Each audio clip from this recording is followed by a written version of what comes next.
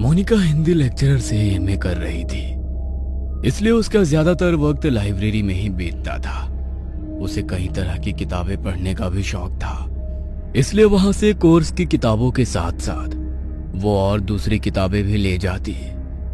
एक बार वो अपने कोर्स की कोई किताब ढूंढ रही थी, तभी उसे एक किताब मिली। उस किताब पर बड़ा ही डरावना सा दरवाजा बना हुआ था। दरवाजे के पास शमशान की जलती हुई चिता में से एक साया अपनी लाल आंखों से मानो पुस्तक पढ़ने वाले को घूर रहा हो। उस किताब को देखकर एक पल के लिए मोनिका को डर लगने लगा, मगर वो फिर उत्सुकतावश उस किताब को उलटने पलटने लगी और उसने देखा कि मौत के रहस्य पर यह किताब लिखी हुई है।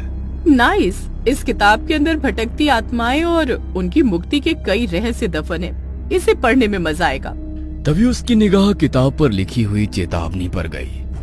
किताब पर बड़े बड़े अक्षरों में आम इंसान को उस किताब से दूर रहने की चेतावनी लिखी हुई थी। मगर कहते हैं ना, इंसान को जिस काम के लिए मना किया जाए वो उसे जरूर करता है। इसलिए मोनिका ने तुरंत अपनी बाकी की किताबों के साथ उसे भी रख लिया। घर पर आकर उसने अपनी बाकी की किताबों के साथ उस किताब को भी अपनी स्टडी टेबल पर रख दी और अपने परिवार के साथ भोजन करने लगी।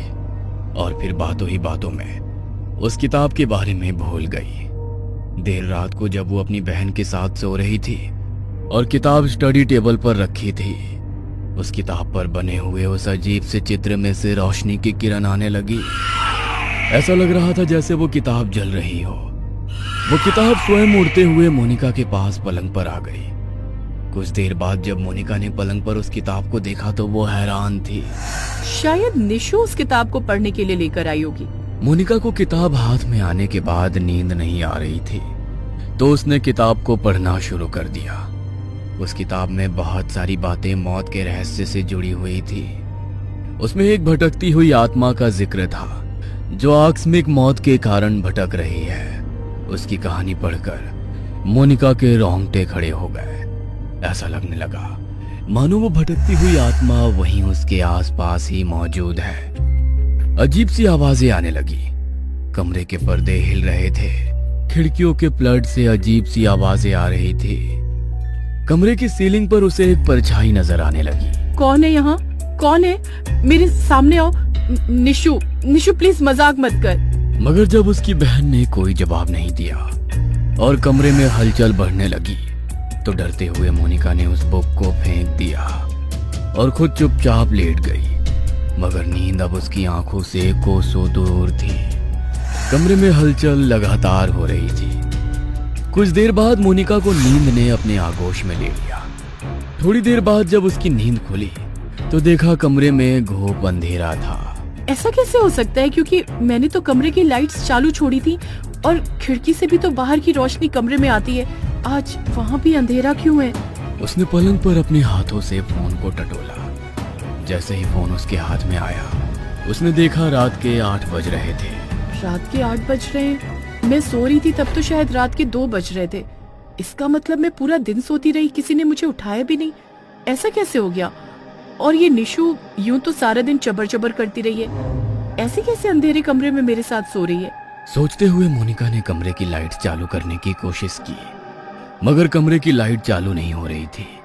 उसने खिड़की के पर्दे हटाकर कमरे में रोशनी करने की सोची, मगर रोड पर भी लाइट नहीं जलने के कारण पूरा अंधेरा हो रहा था। यह देख उसे बहुत हैरानी हो रही थी। उसने अपने पास सो रही अपनी बहन निशु को उठाने की कोशिश की। निशु, निशु उठ जाना यार, मुझे वैसे ही सब कुछ बहुत अजीब लग रहा है। उठना यार। मगर मोनिका की बात का जब निशु ने कोई जवाब नहीं दिया तो उसने उसकी चादर हटा दी। जैसे ही उसने चादर उठाई, निशु की जगह तकिए बिछे हुए थे। निशु की बच्ची, मैं समझ गई ये सब तेरी शरारत है। मुझे डराने के लिए तूने मेरे फोन का टाइम आगे बढ़ाया और ये सारी लाइट्स की सेटिंग भी तूने की है ना? कहाँ है तू बदमाश? निशु मेरे सामने आ। अपनी छोटी बहन निशु को आवाज देते हुए मोनिका अपने कमरे से बाहर निकली, मगर पूरे घर में भी अंधेरा था। प्लीज यार, बहुत देर हो गई, अब मेरे साथ ये मजाक करना बंद करो। माँ पापा, निशु, कहाँ हो आप सब लोग? मेरे सामने आ जाओ वरना मैं अभी घर से चली जाऊंगी। मैं सच कह रही हूँ, मैं जा रही हूँ। कहते हुए मोनिका अपने घर के दरवाजे की ओर बढ़ने लगी और फिर दरवाजे पर दस्तक करते हुए दोबारा बोली, मैं जा रही हूँ, आप सब लोग आ रहे हो या नहीं? मोनिका के बार बार बोलने के बावजूद भी किसी ने उसकी बात का कोई जवाब नहीं दिया। अब डर के कारण उसकी हालत खराब हो रही थी। उसने तो वापस दरवाजा बंद कर दिया और हॉल की लाइट जलाने की कोशिश करी, मगर लाइट नहीं जल रही थी। वो मोबाइल की रोशनी में ही एक कमरे से दूसरे कमरे में उन लोगों को ढूंढ रही थी, मगर उसे पूरे घर में कोई भी नजर नहीं आया। ये मजाक नहीं हो सकता। निशु इतना गंदा मजाक मेरे साथ नहीं कर सकती और माँ पापा भी उसका साथ ऐसे थोड़ी न देंगे। मगर फिर ये सब लोग कहाँ गए? निशु को फोन लगाती हूँ। सोचते हुए उसने अपने फोन पर जैसे ही निशु का नंबर डायल किया, फोन पर घंटी गई ही थी कि एक जलता हुआ साया ठीक उसके सामने से निकल गया। वो डर से चीखने लगी, मगर उसकी चीख सुन वो साया वहां से गायब हो गया था। उसने निशु का नंबर डायल कर दिया था तो एक कमरे में उसका मोबाइल बजने लगा। पूरे सुनसान घर में जब मोबाइल की आवाज गूंज रही थी तो मोनिका हाथ में मोबाइल की रोशनी लिए उस आवाज की तरफ बढ़ने लगी। उस कमरे में भी पूरा अंधेरा था।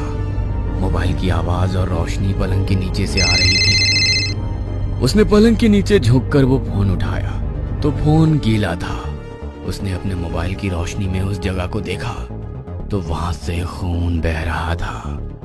उसने झुककर देखा तो वहां पर निशु की लाश थी, जिसे देख मोनिका की चीख निकल गई। वो खून उसके सर से बह रहा था।